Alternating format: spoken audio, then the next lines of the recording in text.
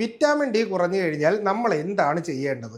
ഒരുപാട് പേർക്കുള്ള ഒരു പ്രധാനപ്പെട്ട സംശയമാണിത്. വൈറ്റമിൻ ഡി നമ്മൾ സാധാരണ ശരീരം വേദനയോ മറ്റെന്തെങ്കിലും ടെൻഷനോ ആൻസൈറ്റിയോ കാര്യങ്ങളോ ആയിട്ട് നമ്മളൊരു ഹോസ്പിറ്റലിലേക്ക് ചെല്ലുന്ന സമയത്ത് ഡോക്ടർ ആയിരിക്കും പറയുന്നത് നിങ്ങളൊന്ന് വൈറ്റമിൻ ഡി ചെക്ക് ചെയ്ത് നോക്കണം. നമ്മളൊന്ന് ലാബിലേക്ക് ചെന്ന് കഴിയുമ്പോൾ ഏകദേശം 980 രൂപയായിരിക്കും ഇതിന്റെ വിലയായിട്ട് വരുന്നത്.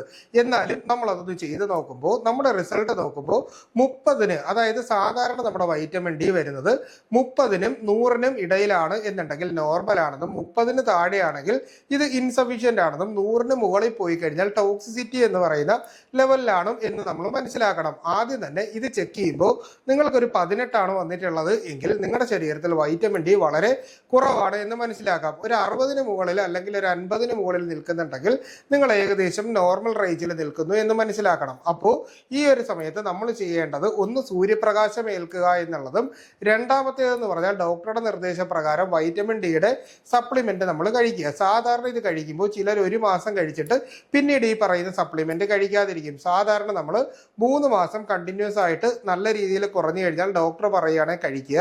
അതിനുശേഷം 3 മാസം കഴിയുമ്പോൾ നമ്മുടെ വൈറ്റമിൻ ഡി ചെക്ക് ചെയ്ത് നോക്കുക.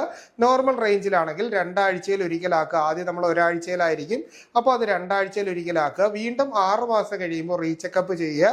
നോർമൽ ആണെങ്കിൽ മാസത്തിൽ ഒരിക്കലാക്കുക. പിന്നീട് വർഷത്തിൽ ഒരിക്കലെങ്കിലും വൈറ്റമിൻ ഡി കൃത്യമായിട്ട് പരിശോധിച്ച് നോക്കുകയും അതിനുവേണ്ടി ഡോക്ടറോട് ചോദിച്ച് ആവശ്യമെങ്കിൽ മാത്രം സപ്ലിമെന്റ്സ് എടുക്കുക. അമിതമായിട്ട് ഈ പറയുന്ന വൈറ്റമിൻ ഡി നമ്മൾ കഴിച്ചു കഴിഞ്ഞാൽ ഇത് ടോക്സിസിറ്റി ലെവലിലേക്ക് പോകാനും രോഗം കൂടുന്നതിനും കാരണമോ, അമിതമായിട്ട് കാൽസ്യത്തിന്റെ അബ്സോർപ്ഷൻ കൂടിയതിന് ശേഷം കിഡ്നി സ്റ്റോണുകളും എല്ലിലും ഒക്കെ നമുക്ക് ഒരുപാട് വേദനകൾ വരാനുള്ള സാധ്യതയുള്ളത് കൊണ്ട് തന്നെ കൃത്യമായ ഡോസിൽ ഡോക്ടറുടെ നിർദ്ദേശപ്രകാരം മാത്രമേ ഇതിന് മരുന്നുകൾ കഴിക്കാവൂ.